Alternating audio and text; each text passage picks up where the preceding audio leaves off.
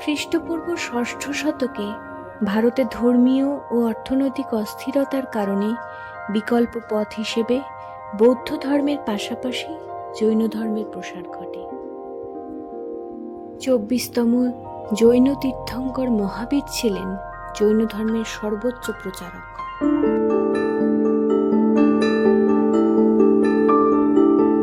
খ্রিস্টপূর্ব ষষ্ঠ শতাব্দীর প্রথমার্ধে প্রাচীন ভারতের এক ক্ষত্রিয় রাজপরিবারে মহাবীর জন্মগ্রহণ করেছিলেন।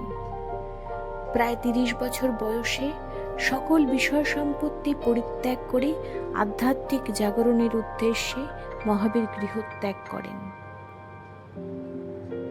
এরপর 12.5 বছর গভীর ধ্যান ও কঠোর কৃচ্ছ সাধনার পর তিনি কৈবল্য লাভ করেন।